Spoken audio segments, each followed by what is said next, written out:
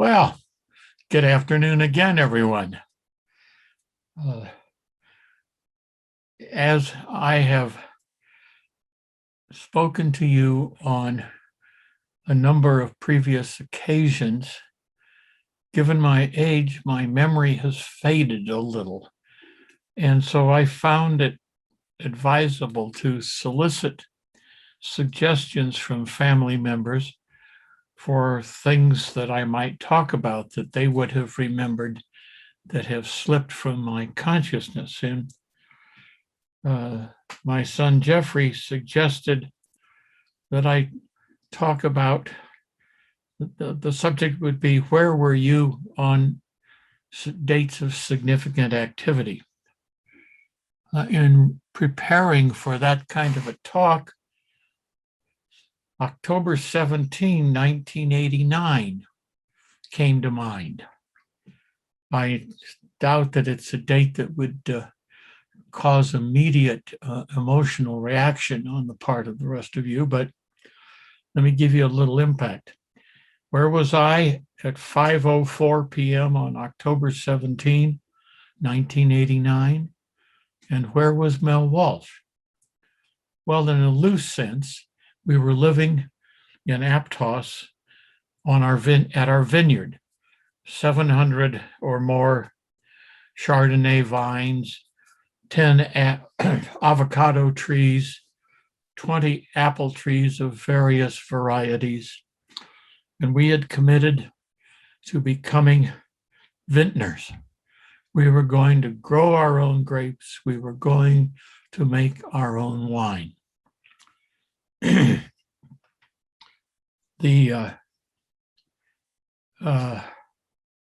Forgot where I was, but that's part of my condition. Also, I'm a fourth generation native Californian, and that means I grew up with earthquakes. That's the hint to October 17, 1989. For at 5:04 p.m. on that date, the Loma Prieta earthquake struck in Monterey County. The epicenter was 10 miles from our vineyard. Mel, at that time, was on Highway 1, somewhere south of a community, the name which will come to me eventually. I, on the other hand, was in San Jose in a brand new office building up on the 14th or 15th floor. This building was touted for its resilience in earthquakes. The earthquake hit and the building began to sway, and the building literally swayed from side to side. My desk chair rolled across the floor, hit the wall, dumped me on the floor, and the earthquake was there. With the help of one of the other attorneys, we evacuated the offices, got all the employees out of the building safely. I jumped in my 1970 Porsche 911 Targa and scrambled for Highway 17, which went over the Santa Cruz Mountains into Monterey County. Well, I didn't get very far before I got turned around because the highway was southbound was blocked by landslides.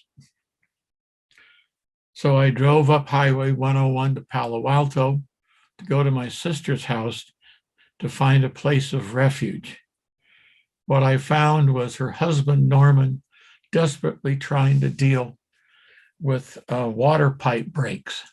So off came my fancy coat, my vest, and I plunged into getting in the mud and helping them out with their problem. Time goes by and we learn Half Moon Bay, that's the community where she was south of. We learned that Highway 101 was open to Highway 92. Highway 92 led over the mountains into Half Moon Bay and to Highway 1.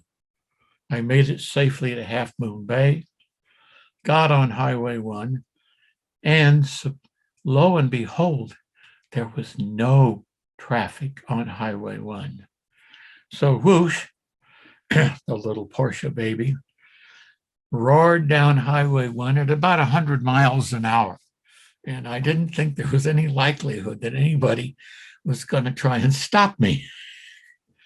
And so I rolled into, probably after 10 o'clock at night now, into Santa Cruz, which was bedlam. Buildings had been just totally demolished. But somehow I managed to get through Santa Cruz and get on Highway 1 South and get to Aptos. Mel had successfully done the same thing, but she'd gotten to the vineyard a number of hours earlier than I did. I looked through my front door, which had yellow bottled glass on each side of the door, and it looked like there was a fire burning in the house. So I rushed into the house to discover that there was a gas fire burning in the fireplace, that the living room of our house was full of about 10 women whose husbands hadn't arrived yet. And Mel was busy cleaning out the wine cellar. And all of the ladies in the room were just getting blasted because they were so frightened by the earthquake. Several of them mentioned that they hadn't been able to shut the gas off, so I got a wrench and a flashlight and not only turned off the gas in our house, which also unfortunately turned off the fireplace, but took care of the homes of the other people, and found that our home was literally littered with broken glass. All of the glass cupboards had come open and the glassware had fallen out and broken. Mirrors had fallen and broken. Artwork had fallen and broken. It was a bloody disaster. But finally, the husbands of the other ladies came to collect them. And so Mel and I went to bed, but we went to bed fully dressed and wearing our shoes because there was so much glass on the floor in the house that it was unsafe to walk. Next day, what do? Well, we had a pickup truck because we were running a vineyard, and we had shovels, and I could shovel glass from the house into a wheelbarrow, roll the wheelbarrow out, and throw it into the pickup truck.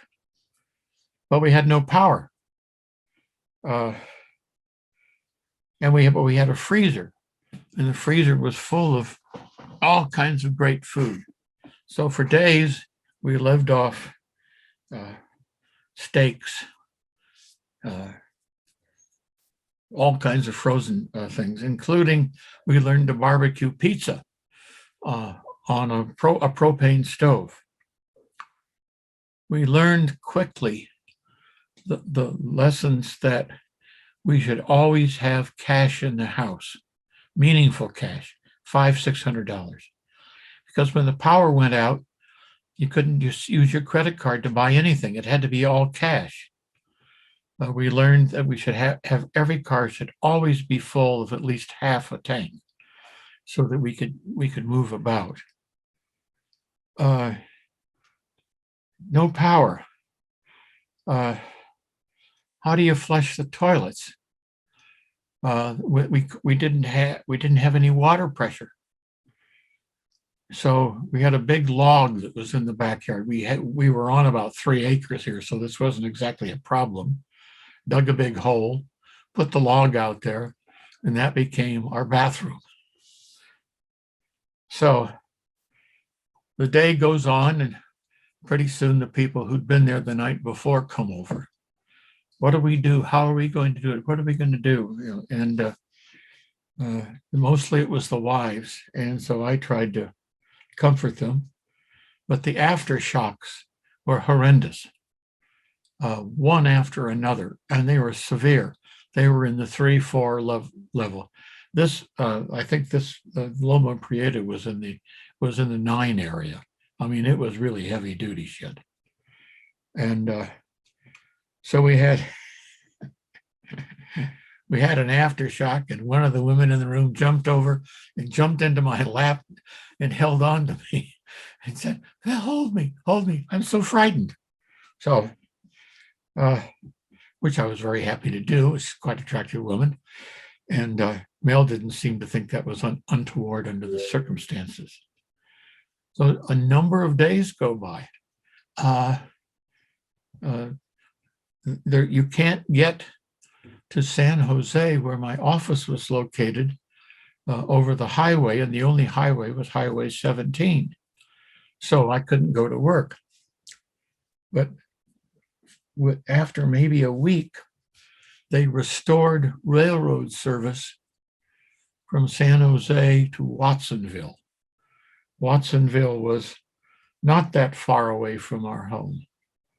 And we had the truck, we had the car I drove, we had the Porsche, and Mel had a Volkswagen that I think the license plate was something about words to go. It was ultimately donated to Stephen Hessel, who by that time had learned to drive. And so I would drive from the vineyard to Watsonville and take the train. Because these tracks had not been used for years for anything, freight or passenger service, its speed had been limited, and it was necessary to have the train travel at a slower speed.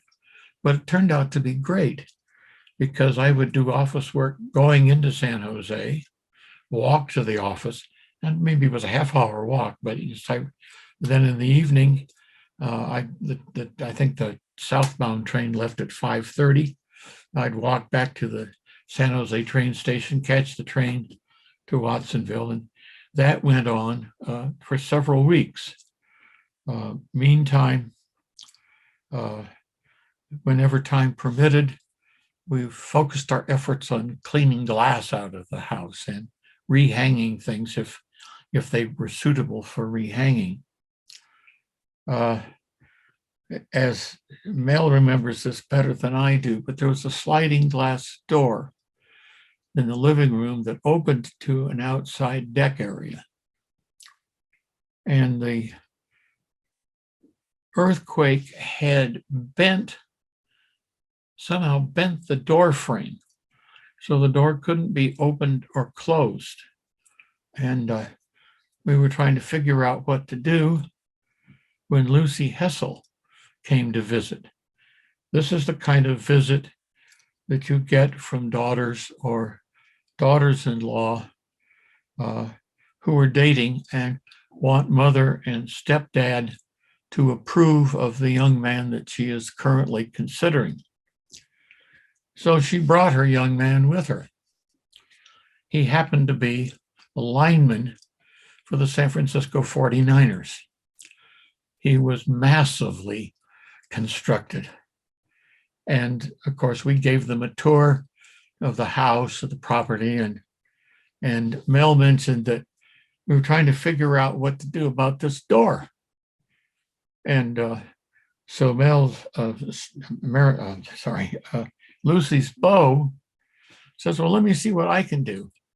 And this guy steps into the door jamb and bends it back straight so that it would open and close.